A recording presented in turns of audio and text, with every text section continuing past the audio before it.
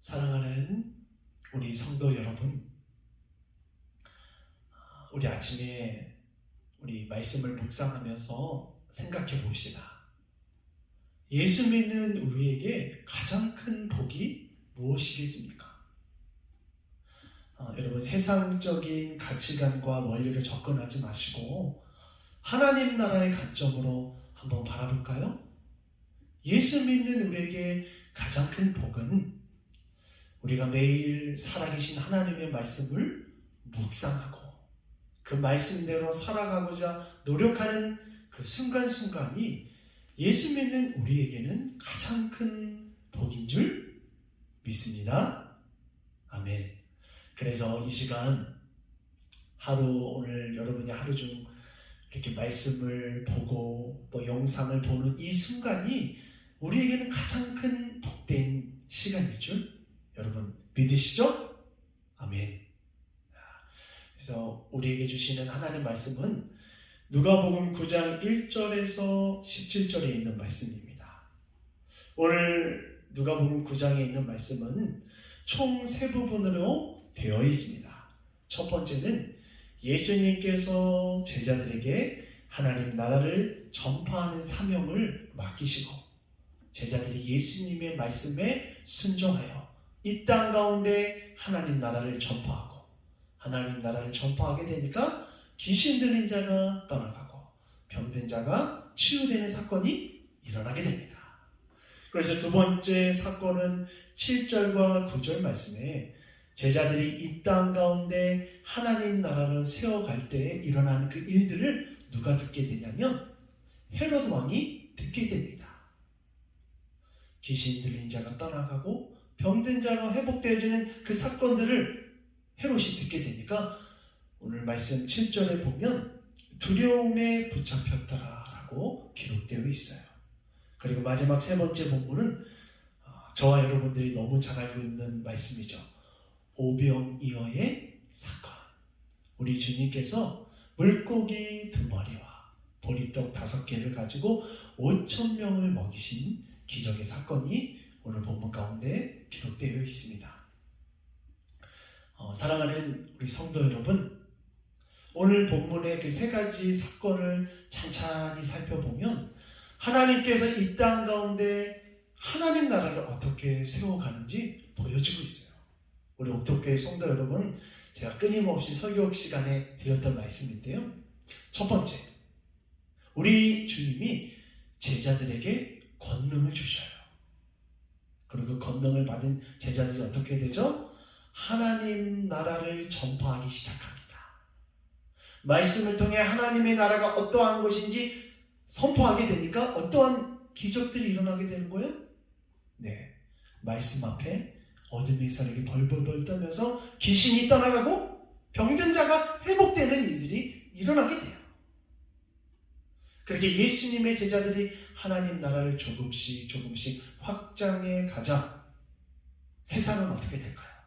하나님 나라가 점점 커져가니까 세상 악한 세력들은 두려움에 붙잡히게 돼요. 그래서 오늘 두 번째 사건은 뭐라고 그랬죠?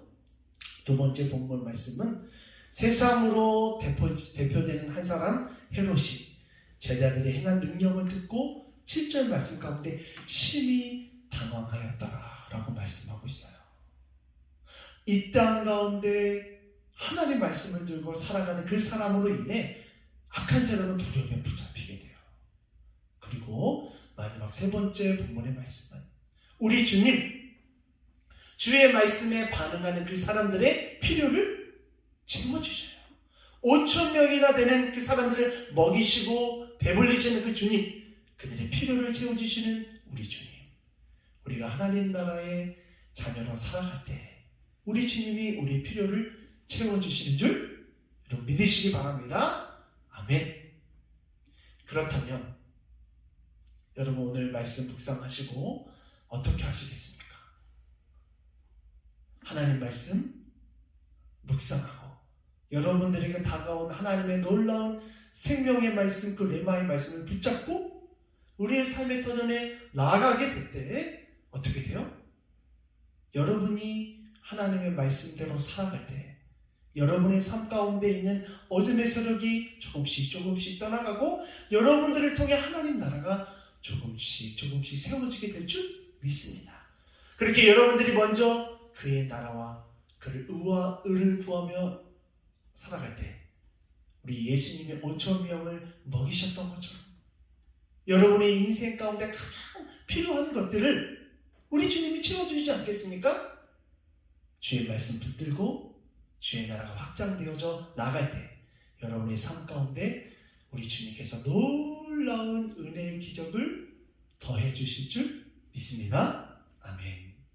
그런데 여러분 오늘 말씀을 보면서 여러분 다 알고 있는 영적인 원리지만 우리가 주의 깊게 살펴볼 것은 우리 2절과 11절 말씀이 잠깐 볼 터인데요. 2절 말씀을 보면 예수님이 제자들에게 권능을 주고 나서 제자들이 먼저 어떠한 사역을 먼저 하냐면 하나님 나라를 전파하고 그리고 기적을 행하셔요. 그리고 11절 말씀에 예수님도 마찬가지입니다. 수많은 무리들이 있을 때에 기적을 먼저 행한 것이 아니라 하나님 나라가 어떠하신지 전파하시고 나서 병든 자를 고치셔요. 왜 그럴까요? 여러분, 구원은 하나님의 말씀이 우리를 구원시키는 것이지 기적이 우리를 구원시키는 것이 아닙니다. 아무리 내가 죽었다 살아났을지라도 내가 예수 그리스도를 나의 구주로 고백하지 못하면 10번 죽었다 살아나도 그 인생은 하나님의 나라에 들어갈 수 없습니다. 하지만 내가 아무리 아픈 질병 가운데 있을지라도 살아계신 하나님의 말씀을 내가 아멘하고 믿을 때에 우리는 하나님의 자녀가 되고 천국 백성이 될 수 있는 것입니다. 그래서 우리 주님은 제자들을 파송할 때 먼저 하나님 나라의 말씀을 전파하게 하시고 그에 따라 자연스럽게 기적이 다가와요. 오늘 하루 하나님이 주실 기적을 먼저 기대하기보다는 우리가 말씀대로 살고자 노력할 때 하나님은 그 노력하는 그 말씀대로 살아가는 여러분의 모습을 보시고 여러분의 삶의 필요를 채워주실 줄 믿습니다. 그 주님을 믿고 나아가는 오늘 하루 되어지기를 축복합니다. 아멘.